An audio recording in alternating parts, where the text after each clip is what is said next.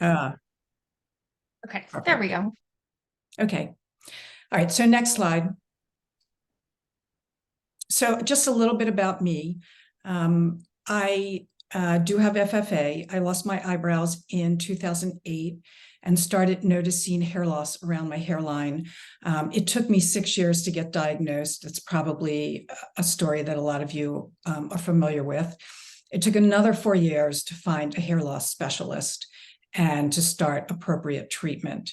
And so currently I have no inflammation, but that was at my last appointment, which was in August, and there's no way to know if that's going to continue.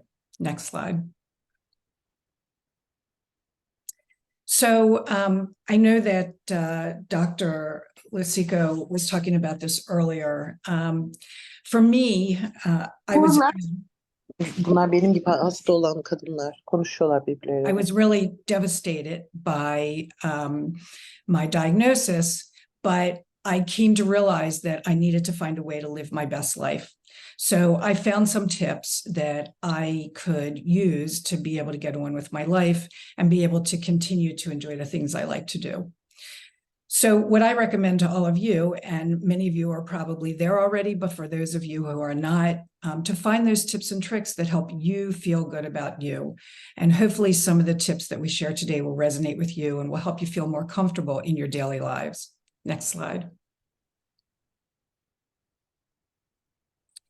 So tip one, for some reason, I have my video going, but you can't see me. I'm not sure why that is.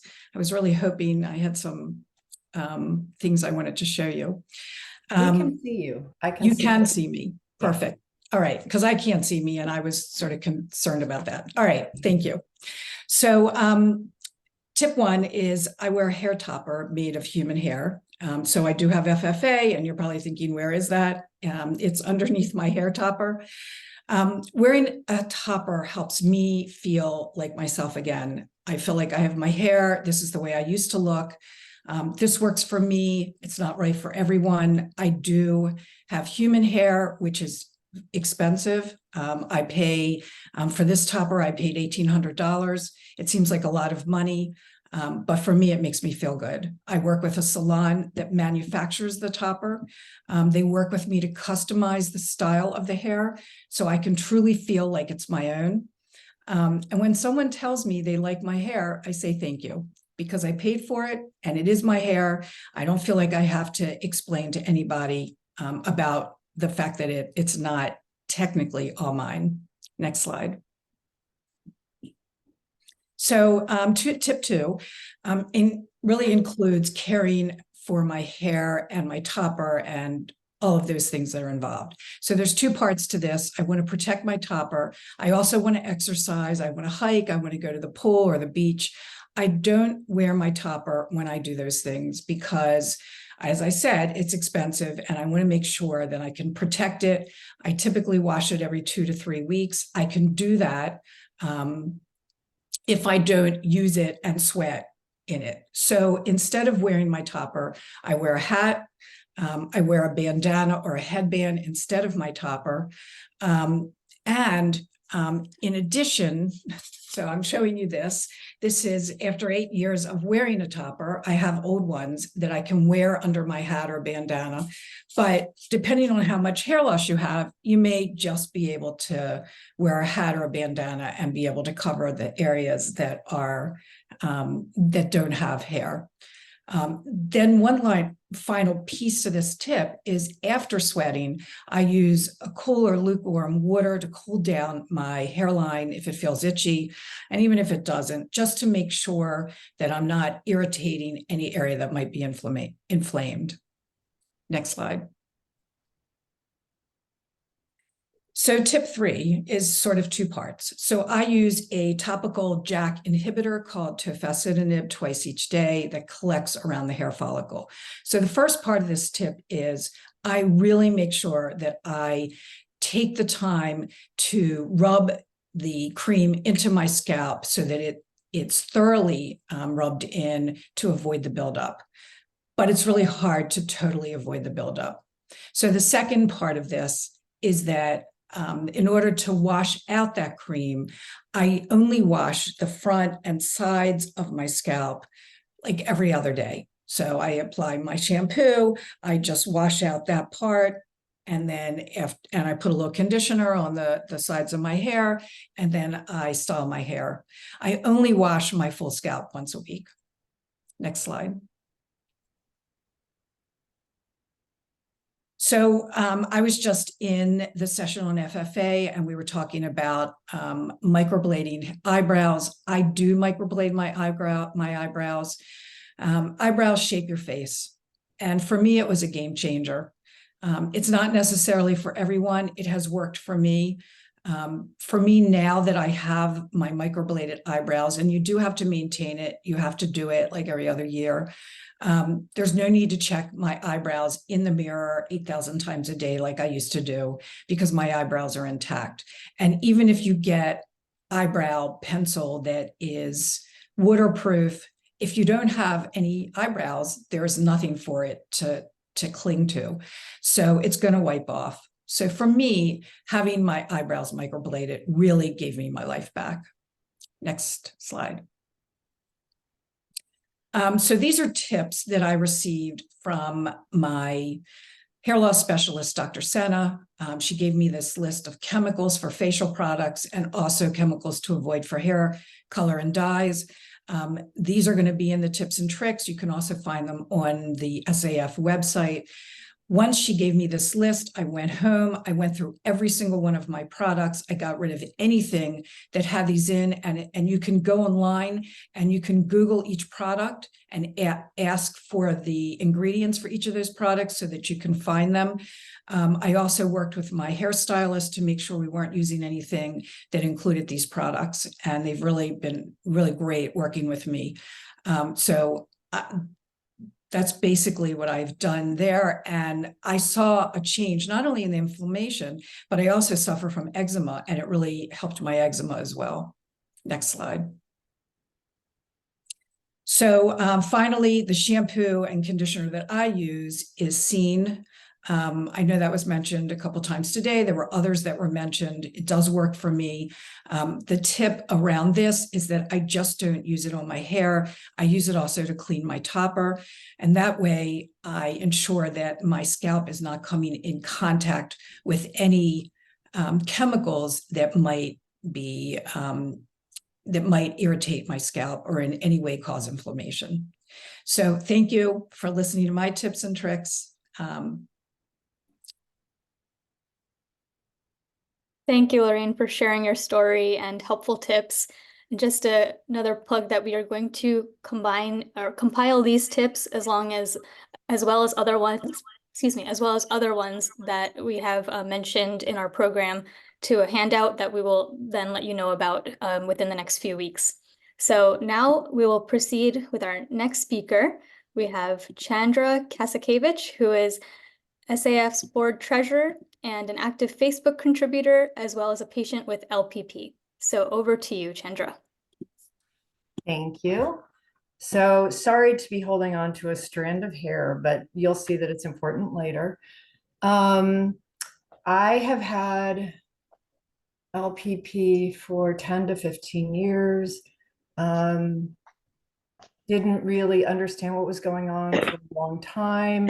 You know, tremendous burning, which has subsided for the most part a lot. But after I was officially diagnosed in 2015, I went to Lucinda Ellery in New York City. And you can flip the slide, by the way. And some of you, particularly if you're British, may be aware of Lucinda Ellery. That's a hair system, and it's very, very expensive. I wasn't living in New York City, but I really wanted to get feedback, and they had recommended like a 2-level treatment for me. So it's 1 through 4. But when I was in person, the young lady that I met with says, you know, I think you could try extensions. So I sent my doctor a message through the portal, and I was pretty apprehensive about this, even though I had, to be blunt, I had every intentions of going forward with this because I was apprehensive because I had read on the Facebook groups a lot of negative commentary around extensions. I knew nothing about extensions at the time. But my doctor told me that if I get like single weft, it would be fine. So I'm going to pull out one extension so you can see what it looks like. I obviously have very curly hair. The hardest part about extensions for me is trying to match to my curl. The second hardest part is what I'm going to cover now. So extensions are, yeah, a crazy complicated world. For each type of extension, there's probably 5 different phrases. And depending on the stylist you work with, they're only familiar with one. So I'm going to go over the basic categories. Tape-ins. Those are very popular. They only come in straight hair for the most part, and they're big wefts. It's the picture, in my view, to the far left.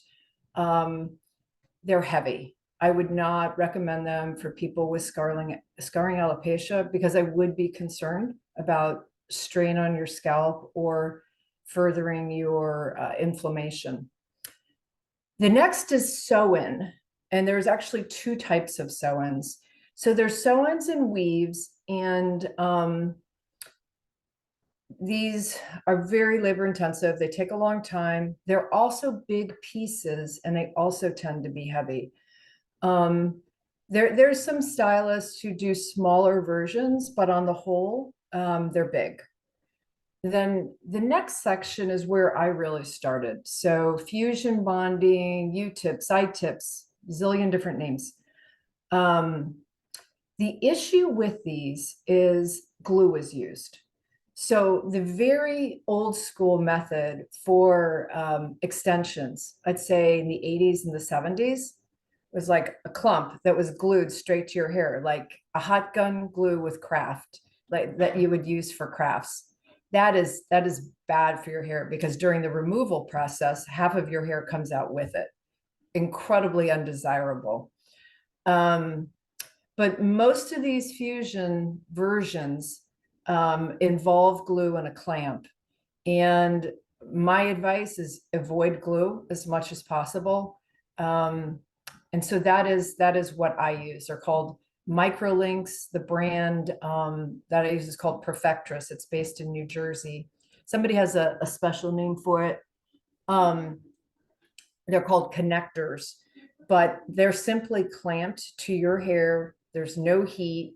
And when it comes time to move them, let's say after 8 weeks, they simply unclamp them and use another bead to clamp them. Something that's really popular today, though, is this bullet point on IBE. So invisible bead extensions. I would describe these as a combination of a weave, because it's a sew-in method, and you don't know, my screen is blocked right now. Let's see if I can see this.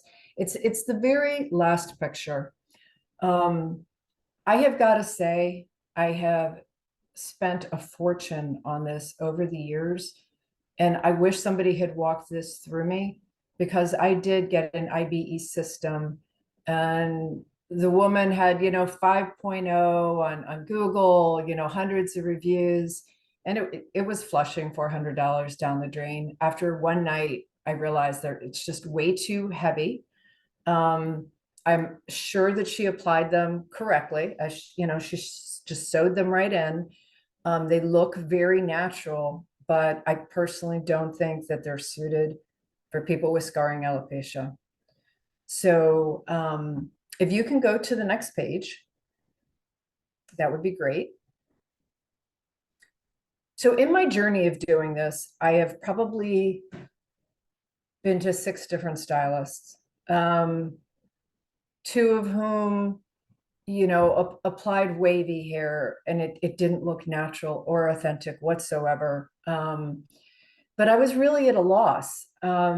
So in the Philadelphia area, I switched to a place called Love and Hairpiece. And the owner Both of these young women have dyed red hair, but it's the one on the farther right. Her name is Cassie, and she suffered with hair loss from the age of like 16. And she does it all. It's a very private salon. It is a little bit more expensive than when I was going to a regular salon, but her understanding of scarring alopecia and hair loss is far greater than anyone I've worked with. If you want to see some samples of her work, I would go to her Instagram account, because she does an amazing job with people who have lost half their hair, and you can't tell whatsoever. I feel a lot like Lorraine. Doing this enabled me to have confidence again. I can think about work situations where I was at a conference and it was really windy and we're talking outside, and I'm completely paranoid that, you know, my bald patches, plural, were showing. So this has been a game changer for me. And I've changed doctors multiple times since then, and not a single doctor thinks that the extensions are aggravating my scalp. On a really kind of nuts and bolts basis, I use about a packet and a half. Cassie has clients who use 7 packets. So it's actually not a lot of extensions, but I think because my hair is curly, it just adds a fullness that works enough for me. So if anybody has any questions about extensions, please post them. Now I have to put on my readers to see the messages.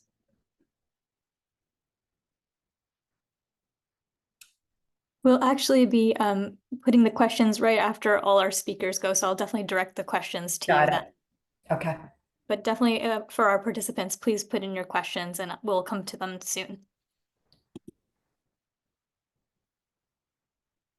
I am done. All right. Well, thank you so much, Chandra, for sharing your experience, the whole journey, and your tips. I know we'll have some questions roll in, so we'll get to those. But appreciate your candid thoughts on all of this. Now, our next speaker is Caroline Brown.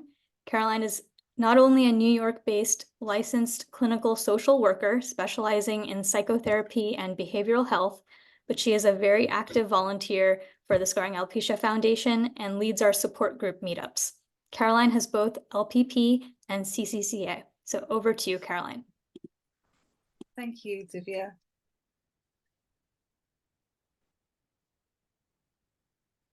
Okay, so next slide, please. So yes, I'm a licensed clinical social worker, and I have CCCA, and I also have FFA. And this summer, I was also told that I have a little bit of LPP. And so that was a surprise to me. In 2017, that's when I cut my hair. I had very long locks, and I saw that there was some patches on my crown, and I figured that by cutting my hair, it would allow for the rest of the patches to kind of fill in, and it would grow.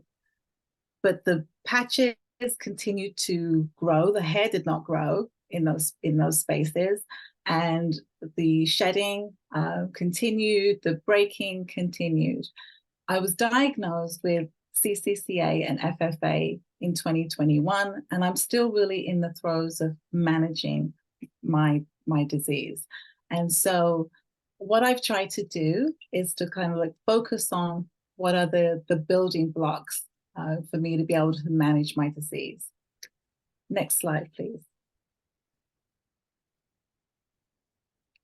And the building blocks are my top tips for my scarring alopecias.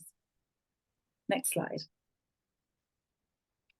The first one for me is to get the information about my inflammation, and that's really to tame the flame. And I work really hard to understand what's going on, but I also stay very close to the treatment plan that has been, worked out for me by my board-certified dermatologist.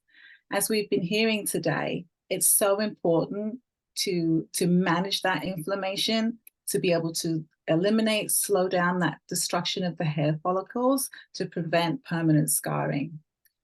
And also to treat that pain, that itching, that stinging, and that burning on the scalp.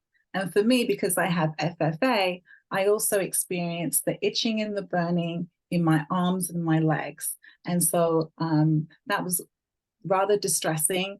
And I have to say, when I noticed the bald spots on my crown, I didn't know anything about cicatricial alopecia.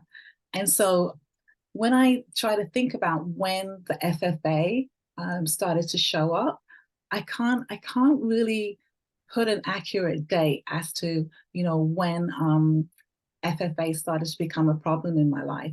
But for a number of years, I have to say, I experienced that itching, that burning, that stinging in my arms and my legs. And the other thing that I work on, and maybe because I am a clinical social worker, is the stress management piece. And so the combination of oral medication, topical medication, and holistic care has been really, really important to me to be able to kind of tame that flame. There's so many stress management approaches, but I just wanted to share with you one thing that I do on a daily basis.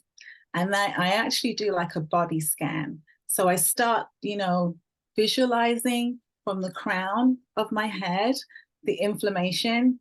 And I think of it like a Pac-Man. You remember that old video game? And I think about the Pac-Man, you know, trying to kind of like attack my hair follicle. And so, and I have to say, like, especially in the evening or at night, that's probably when I might feel a little bit of tingling. And so I tend to kind of do this body scan in combination of everything else that I'm receiving medically to calm and soothe myself. And so with this body scan, I literally start first of all, I thank my body for being functional. And I also thank my body for doing the best it can. And then I try to visualize the inflammation actually leaving those areas where it's bothering me. And so I will think about the inflammation, visualize it, even go into really specific detail about the color of the inflammation. And I visualize my hair follicle, and I start to, you know, work from the crown down my body. And, you know, and I start visualizing the inflammation leaving my body through my arms and out through, you know, the palms of my hands and out through my fingertips. And then I do the same throughout my torso. I start visualizing the inflammation, the discomfort leaving my torso, you know, down through my legs and out through the soles of my feet and out through my toes. And I will do the scan until I start to feel better, and until I start to feel that my breathing is regulated, and then I start to feel relaxed. And so that's one thing that I do pretty often, pretty much every day. Next slide, please. So gentle tips. I have worked to avoid tension, any tension on my scalp. And I used to like to braid my hair, but I realized that I had to avoid synthetic hair, because the synthetic hair used to cause a lot of irritation to my scalp. So that's, for me, one of the things is to avoid synthetic hair, any kind of tugging, and that's been like a no-no for me, to kind of like, support everything else that I'm doing. And because I use a topical, which is tacrolimus, and it has like an oily base, I apply that at night. And in the morning, I work to, as I'm brushing my teeth, often as I'm brushing my teeth, I'm actually, cleaning off the bald spots, right, where the tacrolimus has been the night before. And the reason I do that is so that it doesn't clog up the follicles, and also because I use another topical in the morning, which is minoxidil. And so I found that by, making sure that my scalp is clean and also dry before I put the minoxidil on has been really, really helpful. And so that's been really, really, for me, a game changer, because when I used to use when I used to just try to put on the minoxidil without cleaning it, cleaning off my scalp, I used to find that, I couldn't really get it to where it was, where it needed to be. And because I have curly afro hair, I can't wash my hair every day, but I can keep my scalp clean daily. I massage my scalp also to increase the blood circulation, but also to build a better relationship with my hair, because my appearance has changed, the texture of my hair has changed. And, right at the beginning, when I realized I had this diagnosis, it was very, very hard for me to even kind of like want to touch my hair or, or style it. I was kind of scared that it would break, as it was, it was shedding. And so I had a very kind of difficult relationship with my scalp and with my hair. And so by massaging my scalp, I believe I've kind of developed a much more kind of kinder and compassionate like approach to myself, more about accepting myself and accepting that my appearance has changed. And so also adding moisture to my hair, because it is fragile and it gets very, very dry. And so I focus on, moisturizing the hair, not so much, putting oil and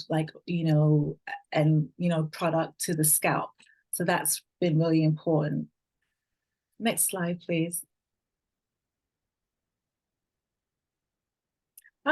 So makeup, conceal, or reveal.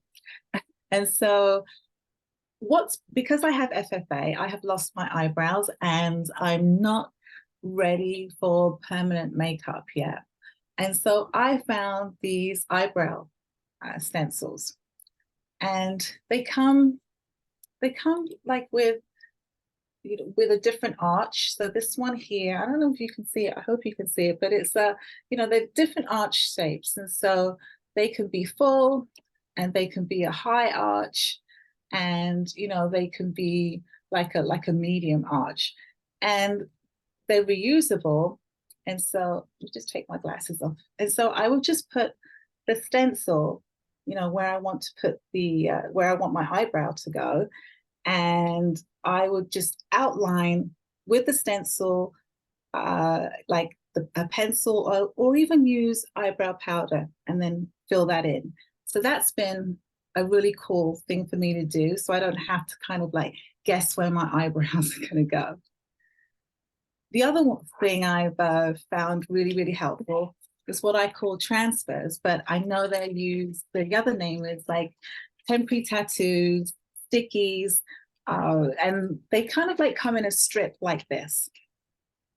And all I do is like cut off the strip and then cut really close to the brow like that, and then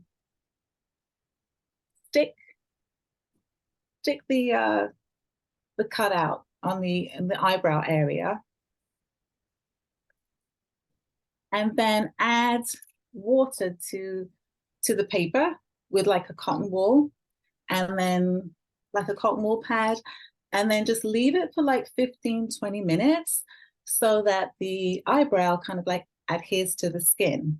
And then there's no need to kind of like pull it off. It would actually just transfer. It would actually just kind of slip. Once it's ready, it will just literally just be, ready to kind of like slide off the skin. So that's why I like to call it a transfer, because it's literally transferring the eyebrow back onto, to the skin. I would add that, before adding these, it's a good idea to make sure that the skin is nice and clean. And then to take off, you can either use soap and water, or you can use lotion, or you can use Scotch tape or sticking tape, and you can just like, paste that piece the tape across the eyebrow area and then transfer off those eyebrows.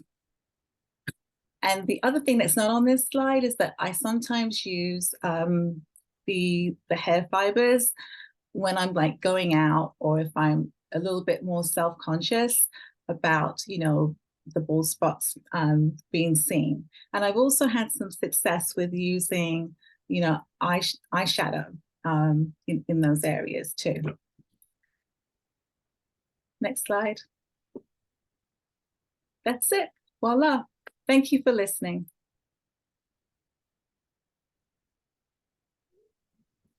Okay, thank you so much, Caroline, for sharing your perspective, your tips, and your routine, including how you incorporate each component, and also for highlighting the holistic approach.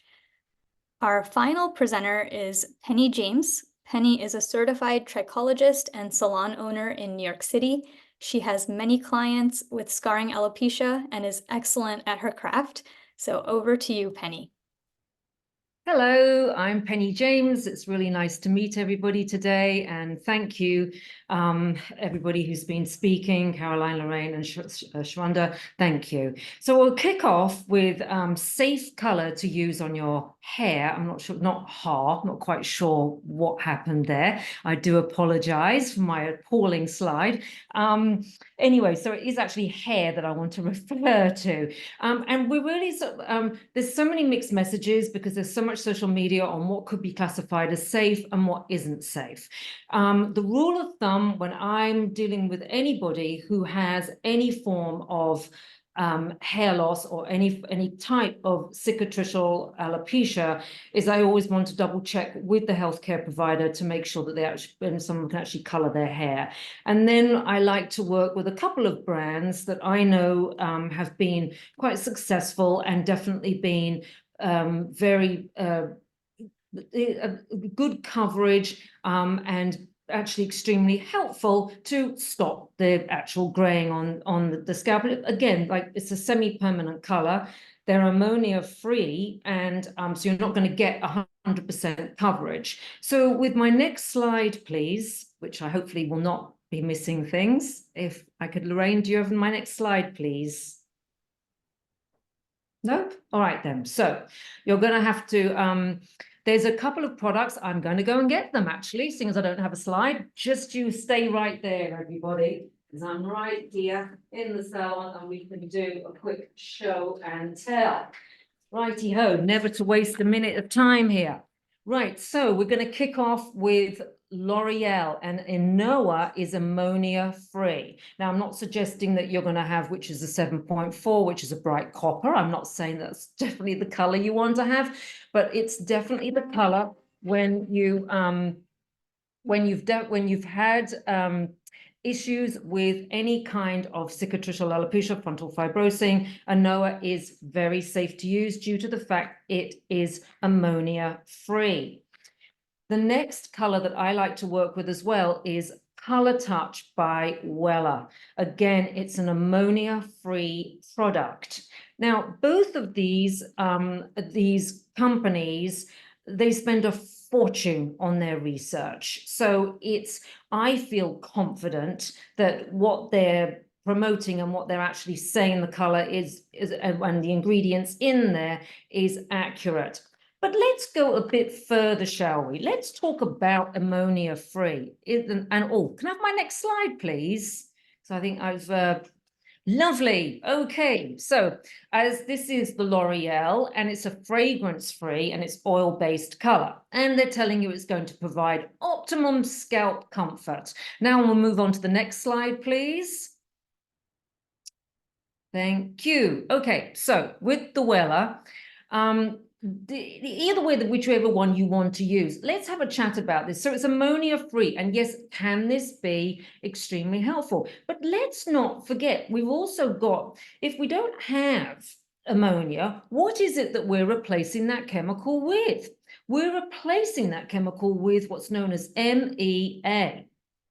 And the reason being is because we've still got to have a chemical that's got to open up the cuticle. Why are we opening up the cuticle? Because we're going to be penetrating molecules, color molecules, into the cortex area for our hair to start bringing on a hue of different color. This can also be aggravating to the scalp. Let's not forget that. Here are some things to really think about. So it's an alkalizing agent.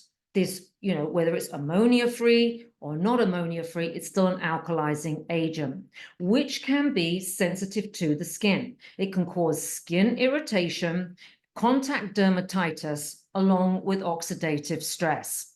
So often I say, well, then in that case, we should do a patch test. Well, that's all well and good, but often patch tests are done in the nape of the neck. This is not usually an area where we've all got hair loss in the back of right in this little patch right here. So my attitude is yes, go get a patch test if you wish. And if there's any kind of itchiness at all, do not use any color. Again, you're never going to get 100% coverage with a semi-permanent, whether it's missing the MEA or whether it's missing ammonia. What you're going to begin, because these color molecules are very big, it's going to be staining the hair color. So if it's really gray, you're going to stain the color. When we want to communicate with our hairdresser, and that's my next slide, please, on this, don't be bashful. You know, have a chat with your hairdresser. And if you don't feel your hairdresser's being receptive to you, there are millions of hairdressers out there. You know, reach out to myself or to Caroline, Lorraine, Chandra. All of us can definitely steer you in who we're all seeing.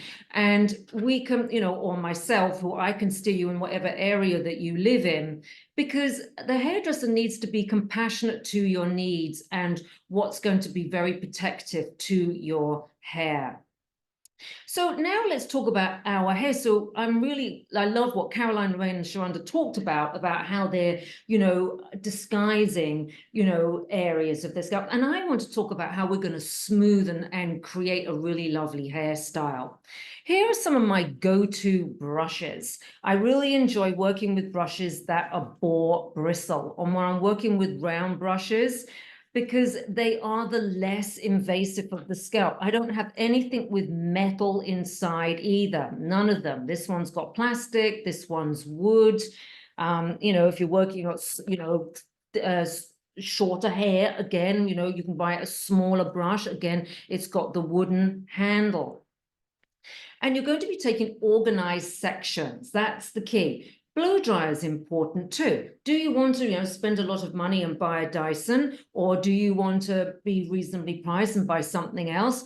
That's all your decision, but make sure that you've got a nozzle on the end of the blow dryer. And again, it's organized sections. What do I mean by that? So when we've come out the shower, where our hair's all soaking wet, we think about, okay, let's start in the very front. Don't worry about the back section. We don't care who's looking at the back of us. We want to worry about who's looking at us in the front. So we're going to start right in the very front through here. This is how I like to get started. I clip this out of the way, and this is my first section. Now I'm working up diligently through the hair. I'm not coming in and taking a big old clump of hair, wrapping it around and praying to God that I'm going to like get some sort of like organized section, because we're going to end up with like my poor client here to the left of how she desperately was trying to blow dry her hair, utterly frustrated, and then just came in and just with her hands thrown up in the air saying, my hair's just rubbish and it's never going to look super shiny. Well, as you can see by the image on the right, all I did was just shampoo and blow dry her hair. We gave it a nice haircut. But again, I used organized sections, and we went from dry, brittle hair to lovely shiny locks. Again, it's super organized sections on how to blow dry your hair nice and smoothly. I'm going to go back to touching what Lorraine had just mentioned about moisturizing the hair shaft. It's not about putting tons of oil onto the root area. Whether we've got kinky coily hair or whether we've got like really limp, fine flyaway hair, hydrating the hair shaft is critically important to really be able to manipulate the hair into whether you want to wear it out in natural curls or whether you want to smooth it out. The key is you've really got to smooth the cuticle. And when we are feeling bashful and shy, which all of us are when we're dealing with hair loss, we can always come in with what I like is Topic. And that is, you literally just shake it in the areas of where there may be balding, especially if you're like above bright lights, you're going out for the evening, you want to just feel confident. Definitely Topic is probably one of my go-tos. And lastly, but least, how you're brushing your hair. Now, there's lots of brushes on the market. I don't get paid by Tangle Teasy, but I like it because the bristles are really soft. And the reason why is because I can, just brush my hair. I can even come in and just feel like, and I'm not ripping all my hair out. I've got really fine hair too. So it just feels nice, whether the hair's wet or whether the hair's dry. And it's just very gentle. So these were just a few little suggestions. I hope you found that helpful. Please reach out if you've got any questions. Thank you so much for listening. Oops, shampoo. Yes, gosh, silly me. One last thing. We've got to shampoo and condition our hair. Now, I get so many questions about sulfites, and I really need to just talk about what's a bad sulfite. A bad sulfite is SLS. You'll see it on the back of the packaging. If it's got SLS, you must run for the hills. That's not the sulfite we want to use. Now, a sulfite that is acceptable to be using, and it's not bad for us, is MEL. It will have that, they're bigger molecules. We have to clean our scalp, like our face, like our body. We have to, there's 100, there's follicles all on our scalp. It's critically important the scalp gets cleaned. And these are the definitely, that's what you want to look for when we're buying a shampoo, to really make sure the scalp is really clean. And that is the end. I promise faithfully, there's no other slides tucked under my sleeve. Thank you very much again. And I'll speak, and any questions, please reach out. Thank you. Thank you, Penny, for taking your sharing and using your analytical approach with what we put or do with our hair, scalp, and sharing these important points related to ingredients, brushing, concealing, and also for mentioning that element of communicating with medical providers initially for collaborative care. So thank you so much. And I'll also extend a thank you to all our speakers. We received some very nice thank you messages in our chat, and we're going to try our best to stay on time with our program. So at this point, we're going to open the floor for the questions that have, and I know they've already been coming in.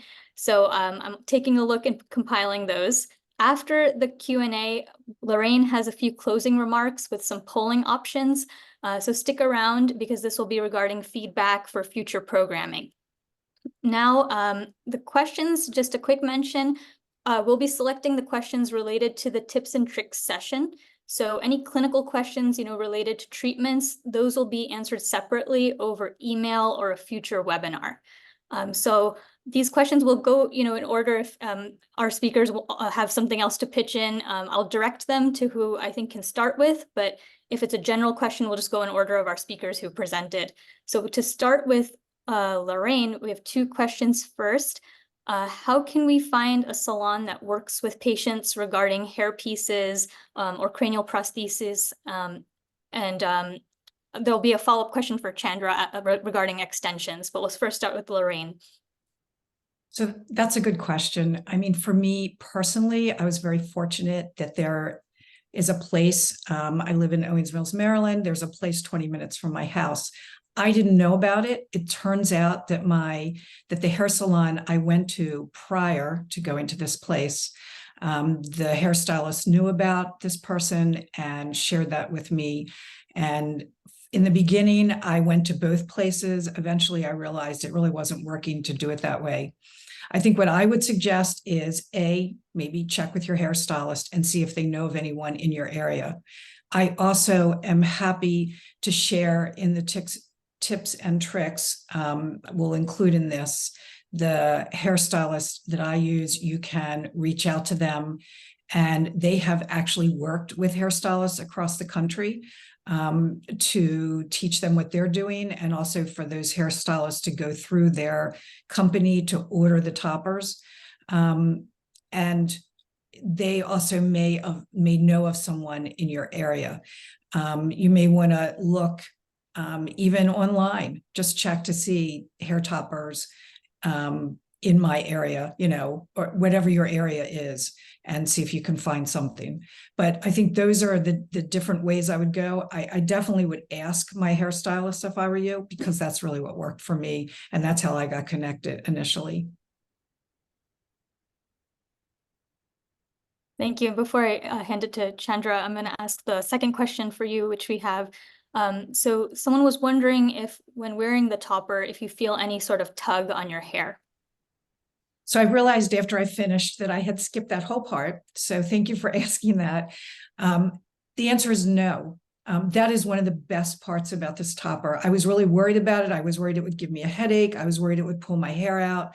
I was worried I would be hot, because I'm always on the hot side. It has a silk scalp, which is very natural looking. And I mean, it really, no one knows that it's my hair. I mean, that it's not my hair. I've had people come up to me and say, oh my God, your hair looks fabulous.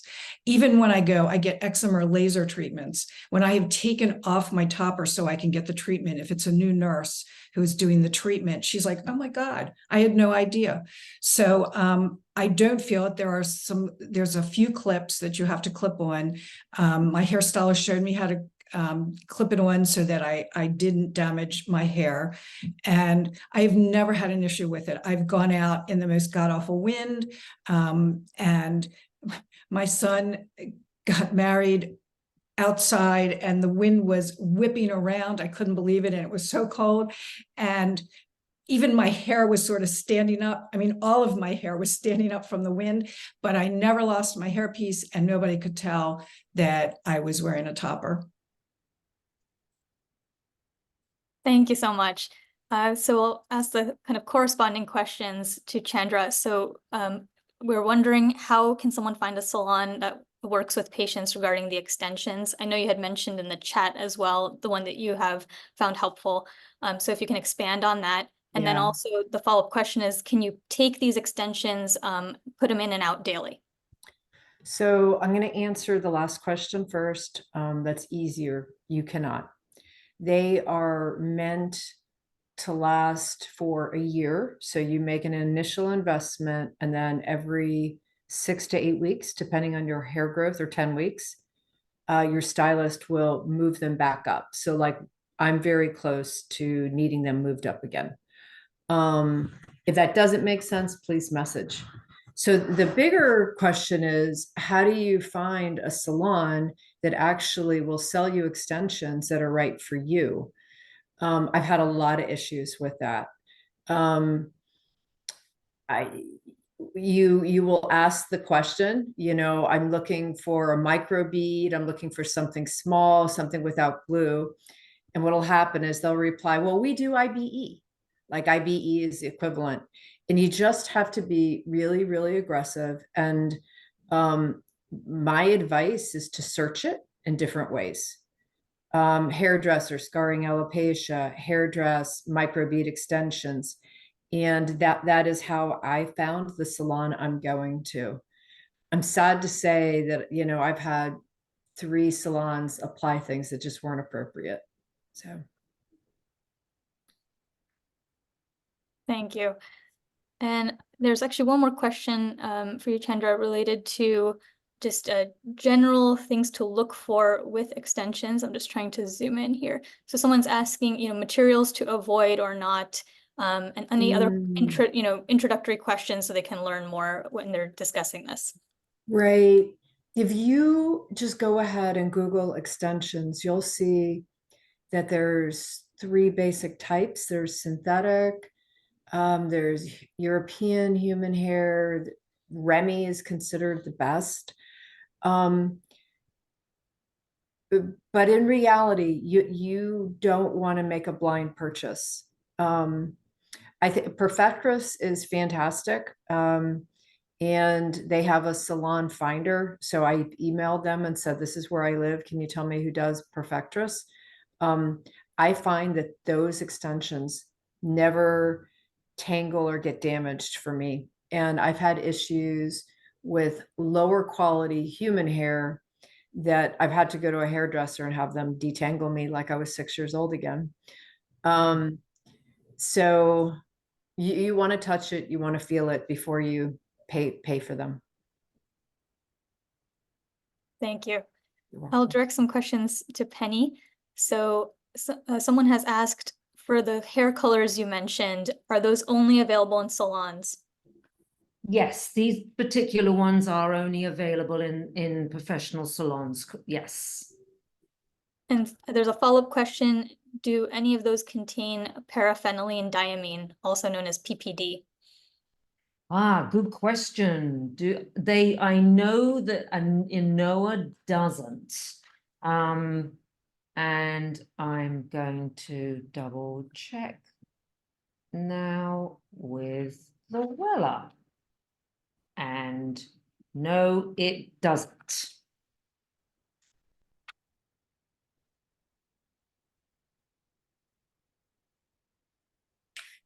Diva, you muted yourself by accident. Oh, goodness. Okay, thank you.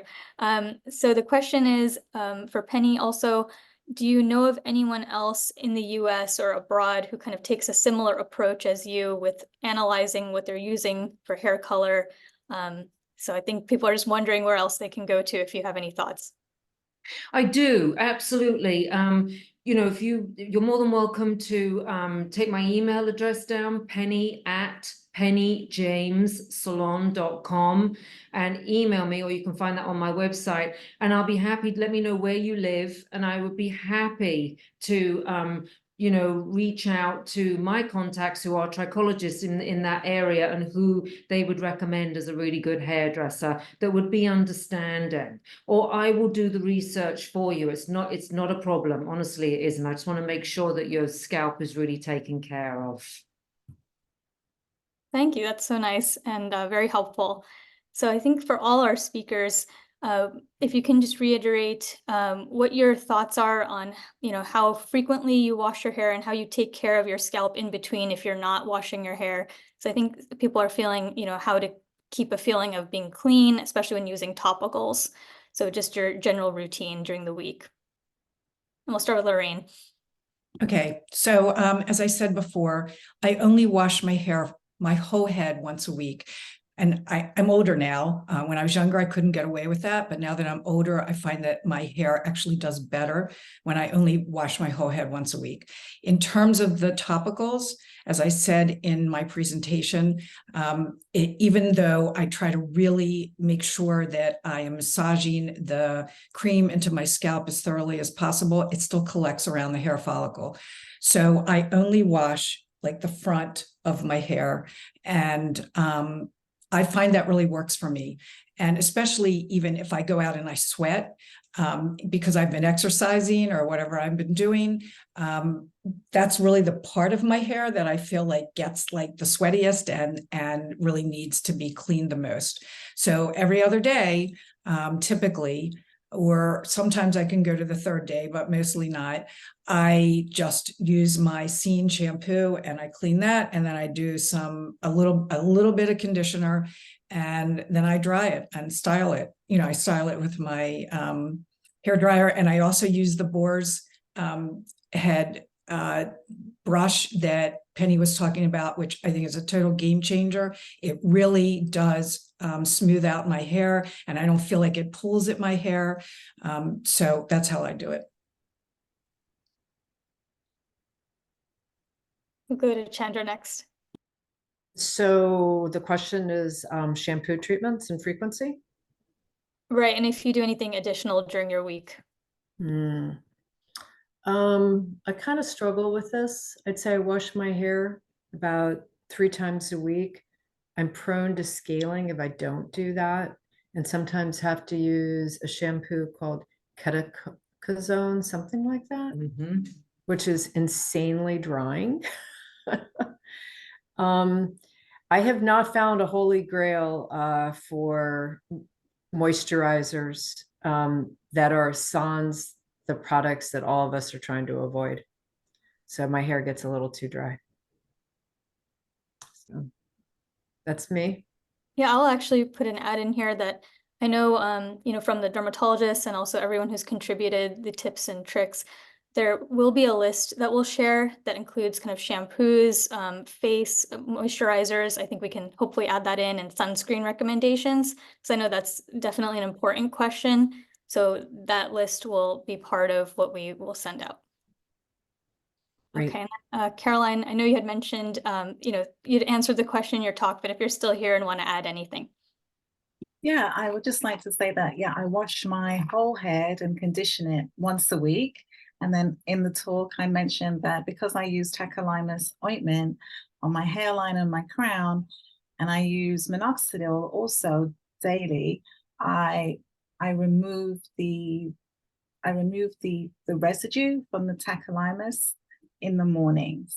And so I use a little bit of shampoo and I just clean the scalp, the hairline area, dry it, and then I will use my next topical, right? So I don't add the minoxidil to like wet or damp hair, you know? So, and that's my routine. Thank you. And then Penny, if you have any comments on this too. Yes, I wash my hair every single day. My philosophy is to, well, obviously depending with a very sort of kinky coily hair, it's very difficult to be washing your hair every single day, and it's probably best like usually once a week, which is absolutely more than adequate. But for anyone who's got really fine hair, you know, we've got to remember that your scalp is a breeding ground for all kinds of fungus, and you know, the microbiome is constantly getting out of balance. So it's critically important to keep your scalp clean. Otherwise, you end up with itchiness and dandruff, or worse than that, seborrheic dermatitis. I do wash my hair every single day. The reason, and I live in New York City, it's filthy. I would never not wash my face once a day. It's the same thing. This is an appendage of the skin. So it's really important to clean your scalp.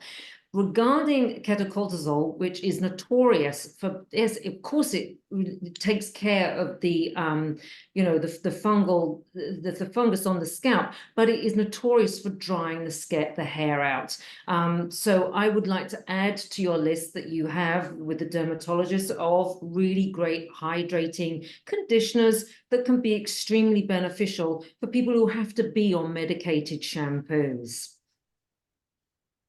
Absolutely. And I think there are some suggestions that come to mind. So I think that'll be coming your way soon in the handout. So I know we're at time. So we'll unfortunately have to kind of close up here. But the questions that we couldn't get to, we are keeping the list active. So if you want to submit, we're hopefully going to address it in one form or the other, whether it's the handout or a future webinar. And thank you for everyone's participation. This has made it an, you know, even more engaging session and helpful for everyone. So it's been a lot of information. It's been an incredible afternoon with our speakers. This webinar has been recorded, and we will let you know when it's available for viewing. It's been my pleasure to MC this afternoon, and I'm going to hand it off to Lorraine for the closing remarks. Thank you, Dr. Sharma. You have been amazing today. So thank you so much for doing that. I want to thank the wonderful speakers that we had today. Their presentations were amazing, and they graciously donated their time to be able to share information about scarring alopecia with our community. So that was just awesome. I know that I learned so much, and I hope it was meaningful for all of you too. A special thank you to the medical students. They were amazing. They all helped to plan the program agenda.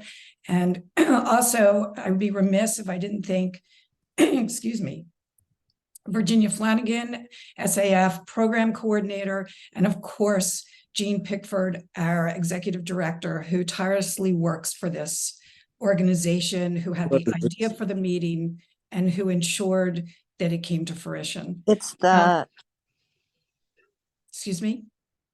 I also want to thank all of you for attending, for giving us this 3.5 hours of your time. It's not easy to do that on a Saturday afternoon.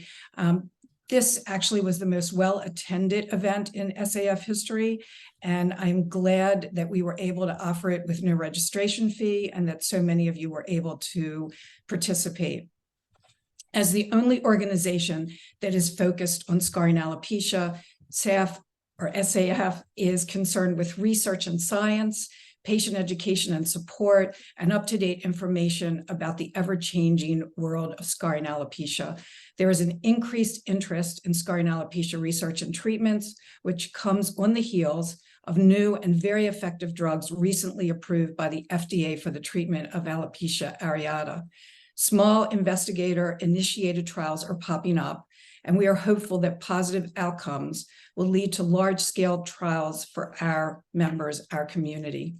In fact, SAF, and you heard about this afternoon, I think, perhaps if you were in the FFA group, just sent out a recruitment notification for a clinical trial at Mount Sinai Hospital in New York City. And this is definitely an exciting time in hair loss research.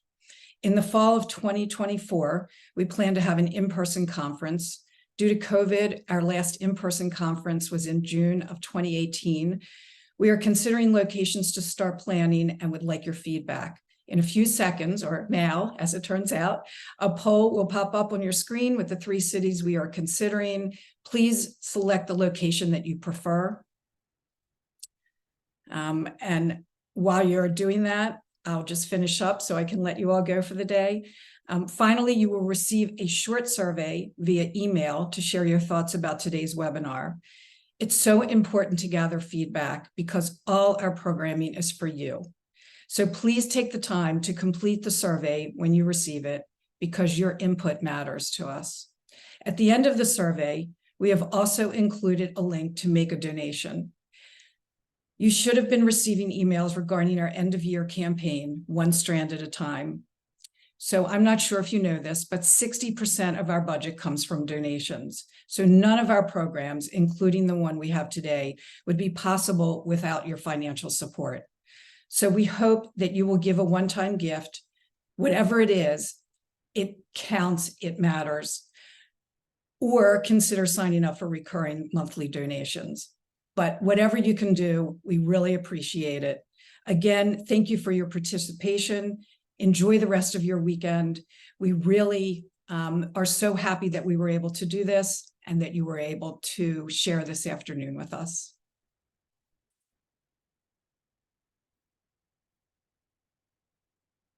Have a great day. Take care, everyone.